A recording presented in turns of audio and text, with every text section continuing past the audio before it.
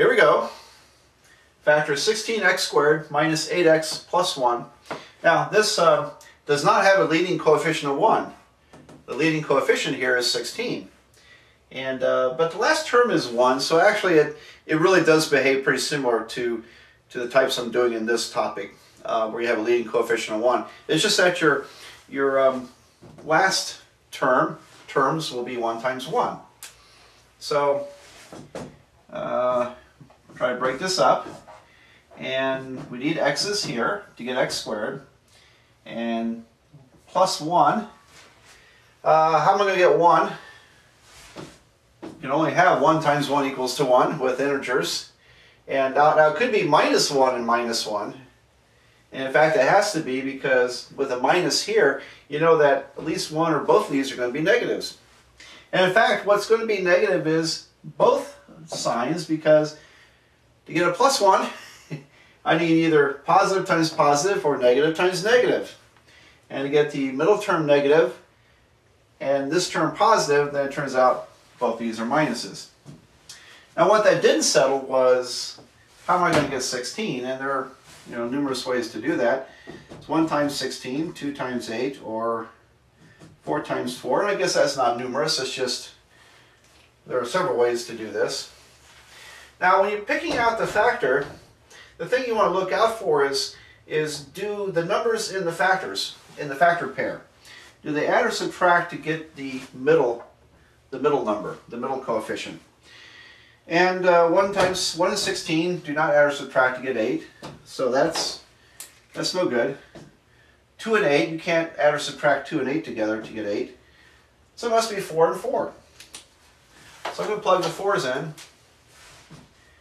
and there we go. Now let's check it. Check.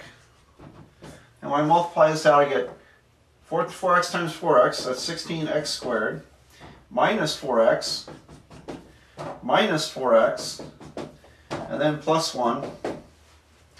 And they do, the middle terms combine to be minus 8x.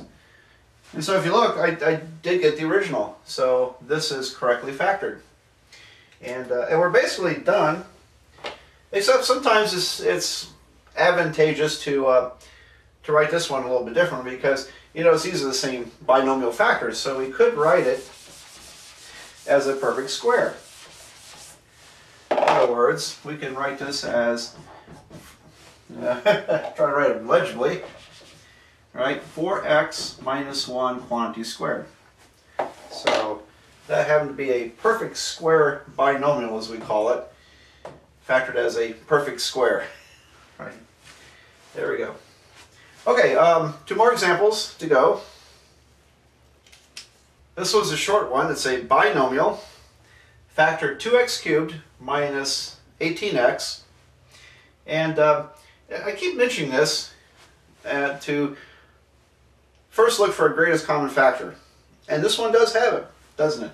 Because you can factor 2 out. You can also factor an x out. So this does have a greatest common factor of 2x. And that's always your first step in factoring. Look for the greatest common factor, if there is one. Factor it out. Because when you factor that out, that makes the rest of the problem simpler to work with. And factoring a greatest common factor out is a lot easier than factoring out, splitting it up into binomials, factoring it that way. Alright, so when I take 2x out of 2x cubed, I get x to the second power. And 2x minus 18x is 9, but I also have the negative sign. So we end up with 2x times parentheses x squared minus 9. And you might recognize this form. This form is called a difference of 2 squares. Difference means subtraction. It's x squared and 3 squared. So difference of 2 squares. And a difference of 2 squares factors into a product of conjugates. Alright, so I'll explain that here in a minute. But just moving along here, how do you factor x squared minus 9? Okay, well, I need x's here. And what gives me 9? Well, 9 could be factored as 1 times 9 or 3 times 3. My My choice has to be 3 and 3 because I want those two numbers to cancel to give me 0x. So notice this is x squared plus 0x minus 9. It's not written that way, but it's implied to be that way. And I want that middle term to be 0, so I need a plus 3 and a minus 3. Alright, so plus 3, minus 3. There we go.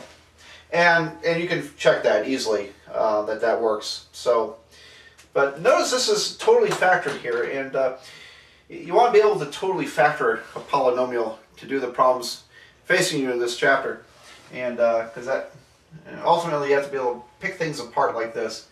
So, yeah, we factored out the greatest common factor, 2x. Then we factor the remaining binomial, and don't forget to write this factor down. All right, it does not go away; it's still there. So now it's completely factored. And I mentioned that a difference in two squares is a product of conjugates. So in algebra, this form of algebra, a conjugate is conjugates are two binomials in which are identical except for the middle term is different.